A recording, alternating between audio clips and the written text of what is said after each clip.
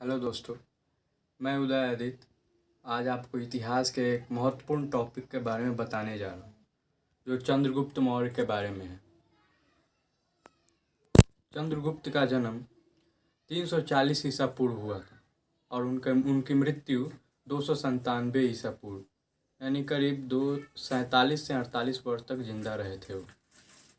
और उनकी मृत्यु कर्नाटक में हुई थी। चंद्रगुप्त की 2 बीवियाँ थी। चंद्रगुप्त की 2 पत्नियां थीं, दुर्धरा और हेलेना। चंद्रगुप्त का एक महाप्रतापी पुत्र भी हुआ जिसका नाम था बिंदुसार।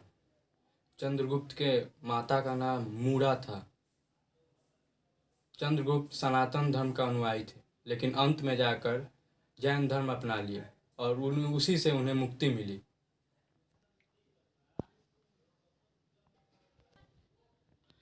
अब मैं चंद्रगुप्त मौर्य के बारे में कुछ विस्तृत जानकारियाँ आपको देता हूँ।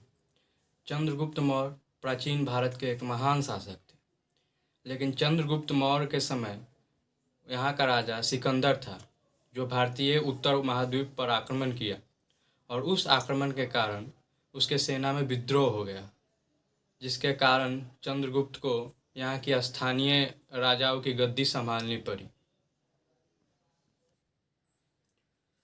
चंद्रगुप्त ने अपने गुरु चाणक्य के साथ मिलकर अपने साम्राज्य का विस्तार किया, जो एक बहुत बड़े अर्थशास्त्री थे और चाणक्य प्रधानमंत्री भी थे चंद्रगुप्त मौर्य के शासनकाल में। चंद्रगुप्त ने मूल सिद्धांतों को लागू किया और एक बहुत विशाल सेना खड़ी की, जिसमें करीब 6 लाख सैनिक थे। उसके बाद चंद्रगुप्त ने अपने साम्राज्य की सीमाओं का विस्तार करना शुरू कर दिया। चंद्रगुप्त का महत्वपूर्ण और महाभारी युद्ध घनानंद के साथ उत्तराधिकारी के लिए हुआ। जस्टिन और फ्लोरिड के वृत्तों के शब्दों में कहा गया है कि सिकंदर का भारत अभियान के दौरान चंद्रगुप्त ने नंदों के खिलाफ भड़काया था। बातों को यवन विजेता को क्रुद्ध कर दिया और चंद्रगुप्त की बात कोई नहीं माना। लेकिन चंद्रगुप्त ने अपनी सेना बनाई और पाटलिपुत्र को घेर लिया और घनानंद को मार दिया और पाटलिपुत्र पर अपना कब्जा कर लिया। उसके बाद कहा जाता है कि चंद्रगुप्त ने अपनी साम्राज्य दक्षिण भारत की ओर भी बढ़ाया।